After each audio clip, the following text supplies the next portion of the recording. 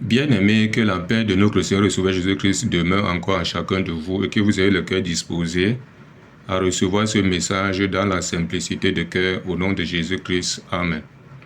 Bien-aimés, je vais vous parler de l'esclave ou l'esclavage. Bien-aimés, on sait généralement que l'esclave est soumis à un maître. S'il ne veut pas faire ce que le maître lui demande de faire, il sera maltraité ou fouetté. Bien-aimé, c'est aussi comme ça que quand tu n'es pas en Christ, tu es esclave du diable. Tu fais ce qu'il te demande de faire, contre ton gré même. Tu es obligé de le faire. Oui, parce que tu es encore esclave de Satan, le diable. Maintenant, c'est quand tu te convertis en Jésus que tu es délivré de ton esclavage. Bien-aimés, il y a aussi d'autres qui sont même en Christ, mais sont encore esclaves du péché. Et d'autres même aussi qui se disent même chrétiens, mais véritablement, ils suivent toujours, c'est pas les hommes qui sont dans la fausse doctrine. Quelqu'un qui est esclave de la fausse doctrine, comment lui peut dire qu'il va te délivrer?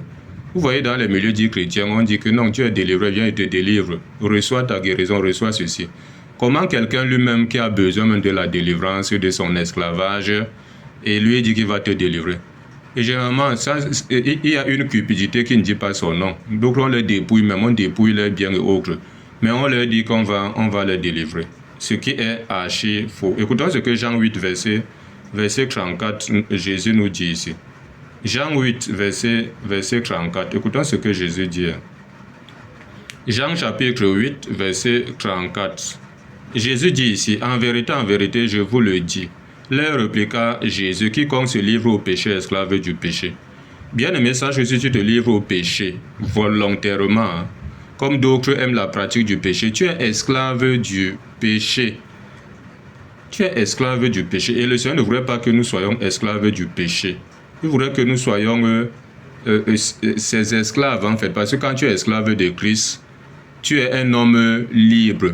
Maintenant, son esclavage, c'est que tu dois faire ce qu'il te demande de faire, donc obéir à sa parole. Contrairement à ceux qui ne sont pas en Christ, qui sont dans le monde, le diable les soumet à toute forme de choses, de péché, contre leur gré. Voici ce que Romains 6, verset 22 nous dit ici.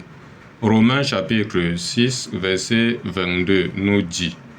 Il dit, Romains 6, verset 22, il dit, mais maintenant, étant affranchis du péché et devenus esclaves de Dieu, vous avez pour fruit la sainteté et pour faire la vie éternelle.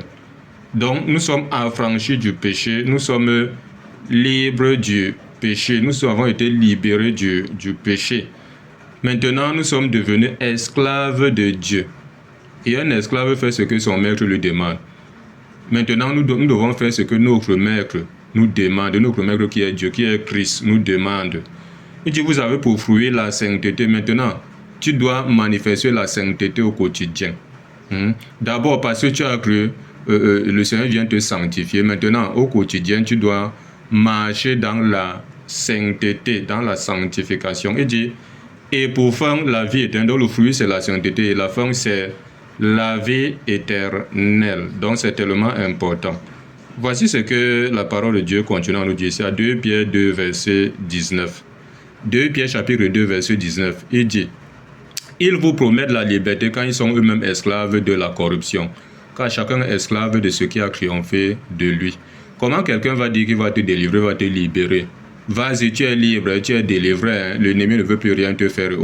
Et pourtant, lui-même, il est esclave de la corruption, lui-même, il est esclave de la fausse doctrine, lui-même, il est esclave de la cupidité, lui-même, il est encore esclave du bien matériel, il dépouille les gens, il les trompe, il les vole. Mais vous les suivez. Comment un esclave peut dire qu'il va délivrer un autre esclave? Comment quelqu'un qui est possédé va dire qu'il va délivrer un autre possédé? Comment quelqu'un qui se soumet à un maître va dire que toi aussi, étant animé d'un mauvais esprit, qui te soumet à lui obéir, il dit que lui il va te délivrer? Ça n'a pas de sens. Donc on voit que tout ce spectacle qui se passe là dehors, ce n'est qu'un peu spectacle, ce n'est qu'un peu one-man show. Ça n'a rien à voir avec la véritable délivrance. La preuve en est que les mêmes gens, quand vous les prenez, vous les amenez dans les bons endroits où les vrais serviteurs sont, où ils prêchent la vérité. Il suffit de dire au nom de Jésus, la même personne encore au sol. Voilà. Et si vous ne faites même pas attention, c'est même eux-mêmes encore qui sont encore dans le corps même de ces gens-là, qui sont animés de ces démons. Donc faites attention, soyez des hommes libres.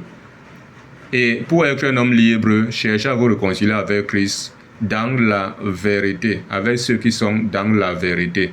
Jésus-Christ dit à Jean 8, verset 30 jusqu'au verset 32 là-bas, aux Juifs qui avaient cru en lui.